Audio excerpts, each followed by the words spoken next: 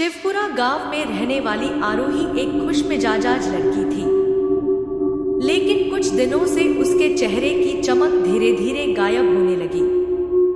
रात को उसके कमरे से अजीब सी आवाजें सुनाई देती, जैसे कोई उसके कण के बिल्कुल पास फुसफुसा रहा हो, और आरोही चुपचाप अंधेरे की तरफ देखते हुए मुस्कुरा देती थी।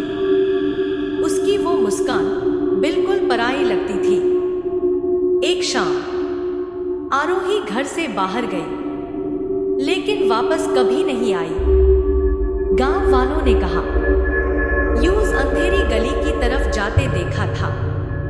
वही गली जिसके आगे एक पुरानी बिखरी हुई काली हवेली थी।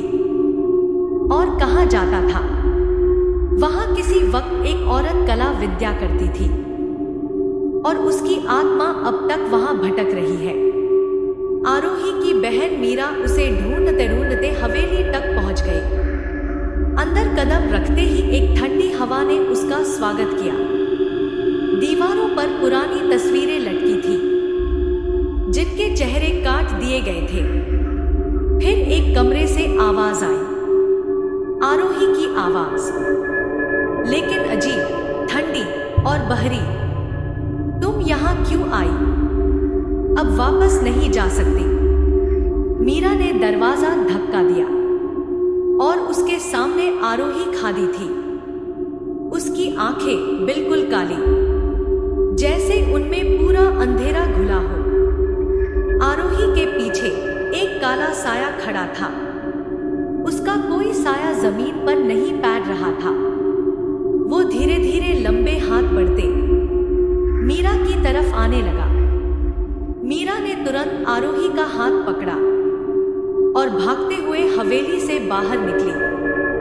हवेली की बाउंड्री क्रॉस करते ही वो काला साया वहीं रुक गया, जैसे किसी ने उसे बांध रखा हो।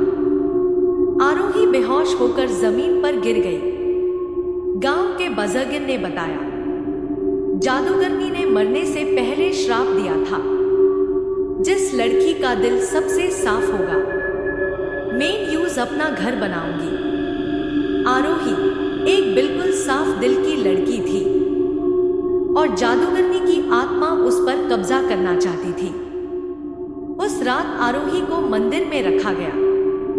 पुजारी मंत्र पढ़ रहे थे।